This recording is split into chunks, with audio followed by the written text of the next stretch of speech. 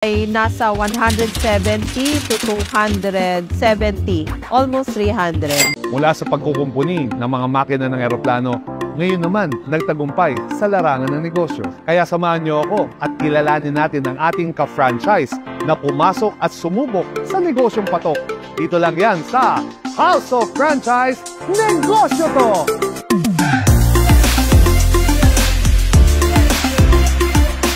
Ay, ang sarap talaga ng siomai king. Para sa akin, ito ang totoong hari ng siomai.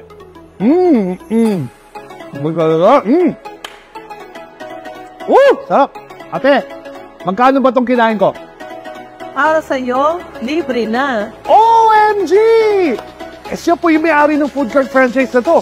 Siya po si Ma'am Leslie Padilla, mga ka-franchise. Siya po yung i-interview natin ngayong araw na to para sa negosyong patok na patok. Dito lang sa House of Franchise. Negosyo To! Tara, samahan nyo kami! Sa mga hindi po nakakala, mga ka-franchise, si Ma'am Leslie Padilla po ay isa palang dating aircraft mechanic by profession. At ngayon po isang negosyante na sumubok po sa ating food cart franchise business. Leslie, napakaganda na trabaho mo bilang isang aircraft mechanic. Ngayon na tanong ko lang, bakit ito yung napili mong kurso nung ikaw ay nasa kolehiyo pa? Actually, hindi talaga yan ang kurso na pinili ko. Ang talagang kurso na gusto ko sana ay maging isang doktor. Pero since nawala kaming pera at nag-offer ang Meralco Foundation ng scholarship para sa kurso na yan, ay grinab ko. Nakwento mo rin sa amin, Ma'am Leslie, na yung husband mo din ay isa ring aircraft mechanic. That time, nandyan pa yung mister ko. Dalawa kami nagtatrabaho sa PAL. Meron na kaming isang anak. And then, buntis ako noon that time. Tapos, nag-abroad ang mister ko. Nag-OFW siya. Ako na lang mag-isa. Every time na aalis ako para pumasok ng PAL, dadaling ko yung anak kong panganay, iahanda ko yung mga gamit niya, ang mother ko nagbabantay. Nag-decide ako na mag-resign para maging full-time mom. Sa ngayon, 27 years na kaming nagsasama ng husband ko. May 3 kaming anak. Ngayon, tanong ko naman, Ma'am Leslie, bakit niyo pong naisipan o pumasok sa food franchise industry?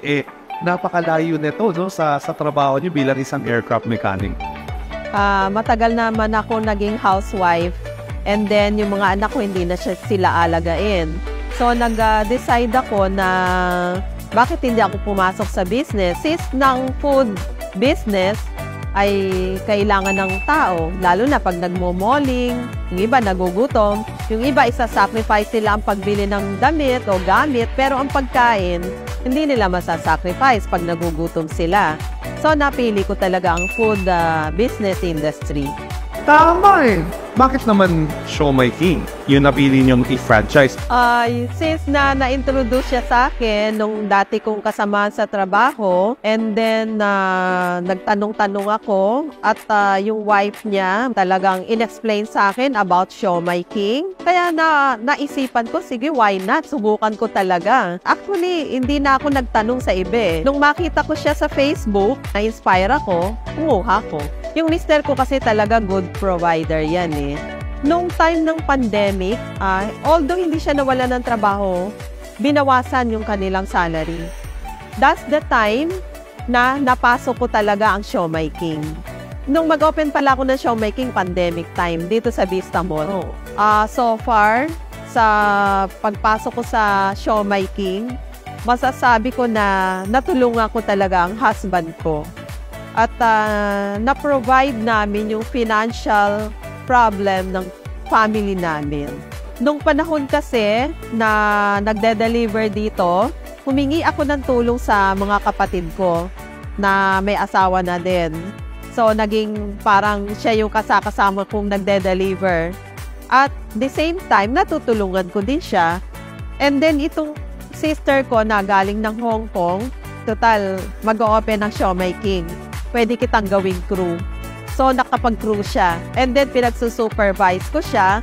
Siya yung namamahala din do sa iba naming branch. At yung mga pamangking ko, 2 sa pamangking ko ang nakapag-crew ng Siomai King. Nakakabilib naman! Gaano naman kayo katagal bilang isang franchisee? So far, magti 3 years na akong franchisee ng Siomai King. Meron pa ako, actually 3 na sila. Yung isa ko nasa Balagtas Town Center, and then yung isa ay nasa SM Pulilan Terminal Booth. Wow! Usapang kita naman tayo, Ma'am Leslie. Magkano yung pinakamalaking kita sa loob ng isang araw at magkano naman ito sa loob ng isang buwan? Normal days namin, nagre-range naman kami na 7 to 9. Yung range namin per month, kung dito lang sa Vista Mall lang pag-uusapan, ay nasa 170 to 270, almost 300. Sheesh! Ano naman sa tingin nyo naging bestseller dito sa ating food cart franchise brand na Siomai King based sa mga customers nito? Pagdating dyan, ang bestseller namin ay ang Japanese, Hong Kong. Pero mabili din ang chicken at saka ang Shanghai. Lahat naman masarap eh. Yung iba nga, titikman lang. Pag natikman nila, ay, pa-order pa nga. And then, may take-out pa sila. Ganun. Yan ang totoo. Ma'am Leslie, ano naman sa tingin mo ang pinaka-dahilan or sikreto para maging successful dito sa ating food cart franchise business? Para sa akin, bago ka mag-enter sa isang business or sa isang food business, kailangan pag-isipan mo rin talaga eh. Gusto mo ba yung gagawin mo? In the first place, nandun ba yung passion mo? Nandun ba yung interest mo? Pero of course, hindi naman sapat lang ang interest or ang passion. Kailangan, you have to work for it. At of course, ang pinaka-importante sa lahat ay good customer satisfaction and relationship. Hindi ka ba napapagod, sa pag-manage araw-araw, sa pag-iikot, or sa pagtitinda sa Siomai King Food Cart franchise business? Minsan, may mga time talaga na ako ang nagko-crew. Pagka talaga masaya ka sa ginagawa mo kahit wala kang crew, ikaw ang mag-crew, gagawin mo yun para lang ma-sustain mo yung pangangailangan ng yung business at masaya ka sa ginagawa mo.